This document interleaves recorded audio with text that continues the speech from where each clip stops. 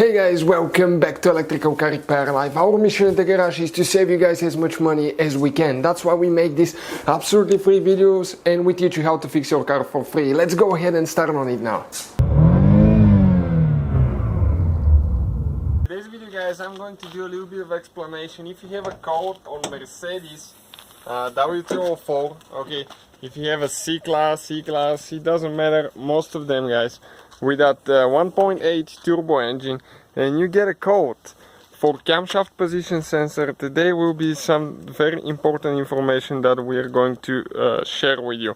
So this is guys the engine cover here. That engine cover is super easy to remove. Okay, you just pull it straight up. Okay, we need to remove it so I can explain how things work here now. And on the back side, okay, you can see there is 4 things. 1, 2, 3, 4. Those 4 things, okay, they attach right here now.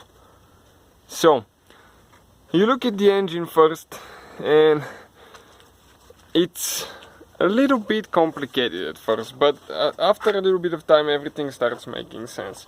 Now the intake camshaft position sensor is located right here. Now if you try to order the part, this is the part for the wiring harness. Okay, do not confuse those. Let me just disconnect it to show you quick here. Okay, the part number is actually right here, you can see on the front. So that's the intake camshaft position sensor. The exhaust one is right here, and if the engine is hot, stay out of there because that's very hot. You can kind of see it through here. But what's interesting about that car guys is that you can get a code for camshaft position sensor, but actually the camshaft position sensor is good and it's something else causing that problem, and it's the magnetic, okay, camshaft adjuster right here. You have one for the intake, one for the exhaust side.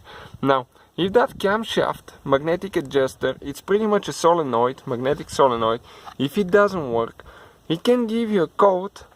Okay, let's say that's the intake one. It can give you a code for over retarded timing on that camshaft position sensor, and you're going to think, okay, it's the sensor, but it's not. It could be this one. We'll have videos on the channel how to test both of them, but often if you replace camshaft position sensor, you will need to replace the camshaft adjuster as well, so you can eliminate some of that stuff. Of course this one can be tested, but it could be to where it could perform okay during the test, but most of the times will be fine, and it will be 1 out of 200 miles you will decide not to operate again. So if you guys ever get a code for camshaft position sensor, you have to check the adjusters as well. This is for the intake side, this is for the exhaust side right here. And we'll have the video on the channel how to test each one of them coming very soon. We have more than 200 videos taking the whole Mercedes apart, so if you guys need anything, just let us know, drop a comment below and we'll try to make a video for you. Just a quick explanation today. Hopefully it will be helpful to some of you, and see you guys. Hopefully guys the video was helpful and we were able to save you money.